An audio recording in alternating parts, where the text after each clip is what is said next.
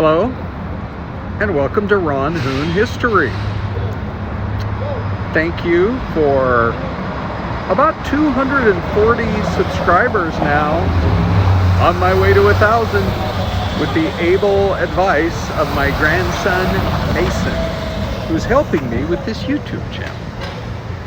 So today I have quite a story to tell you, because really no matter what city you are in, you'll find some buildings with some pretty incredible architecture, including the one that I'm going to show you right now. Yes, it's a rainy day in Seattle.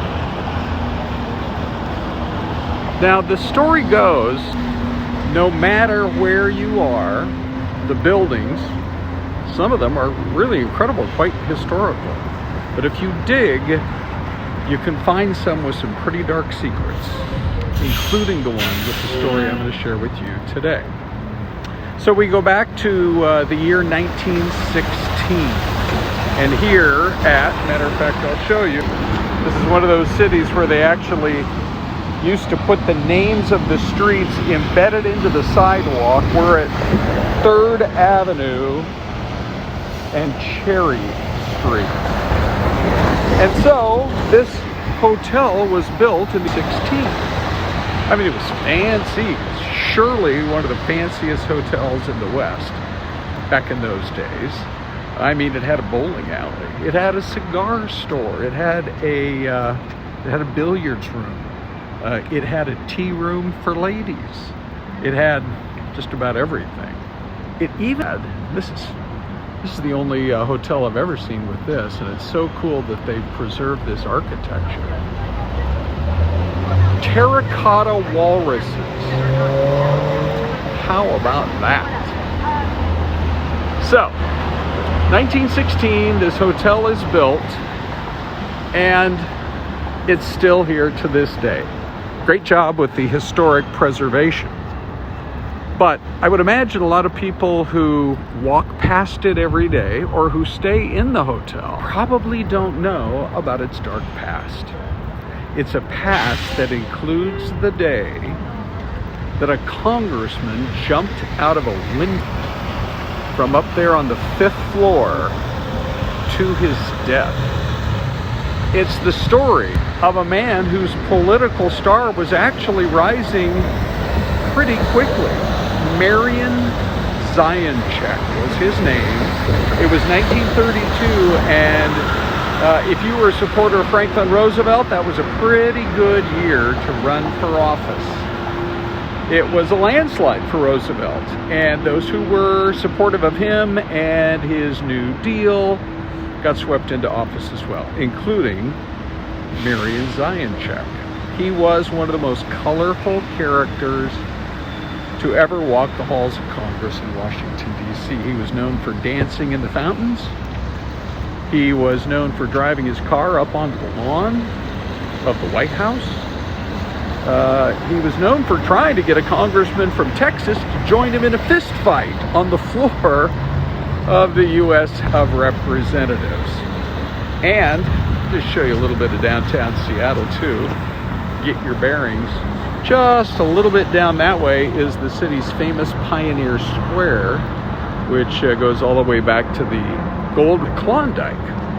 And matter of fact, that has something to do with the fact that this hotel got built, because the two partners who built it had really made their fortunes in those days when the gold rush was on here in Seattle, for people headed up to the Klondike. Can you tell it's raining? I got a couple of drops on me. Anyway, so back to our story. The year 1932, he wins election. He, as I say, quite a colorful character. So much so that he went on a date with a woman who worked as a typist for the federal government, and decided to marry her after one date. Anyhow, all of that happened in 1932 to about 1935.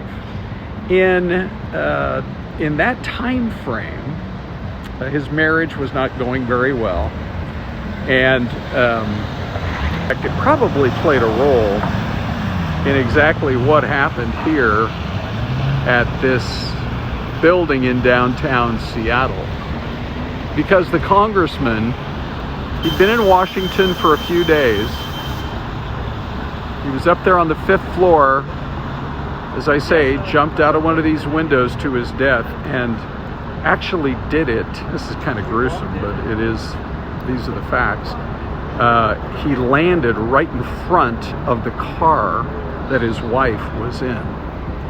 But politics played a role as well, because in that election of 1936, there was a young prosecutor here in Seattle, a very famous political name, Warren Magnuson, who decided that he was going to run for that seat. Zajanček had kind of made noises both ways as to whether or not he was actually going to run or not run, and Magnuson was tired of waiting, and he said, I'm going to run for that seat. And he would go on to win that seat. Well, get this. 1 week after Magnuson made that announcement, and it looked like he had a pretty good chance to win that seat. 1 week later was when Marian Zajanček jumped out of that 5th floor window right there. Now, Magnuson is a name that, if you've been around long enough to follow politics, you might remember, because he was a senator. So he was a congressman, won that seat in 1936. Then when the war broke out in 1941, he joined the U.S. Navy. Several members of Congress did that back then. And eventually he came back to Washington. In fact, FDR actually ordered all members of Congress who were serving in the military to come back to Washington and represent their districts, and who knows, maybe help with the political climate at the time for him. But in 1944, Warren Magnuson then went on to become a United States Senator and served all the way till 1980. I grew up in this state, and he was one of the most famous names in all of Washington, D.C. As you can imagine, serving from the 1940s all the way through to 1980. But his star with Marian Zajanček's in the year 1936. So it's quite a story. Secrets that I guess it's well known if you dig into it. But as I say, as I stand here right about 5 o'clock at the commuting hour, I doubt many people are actually aware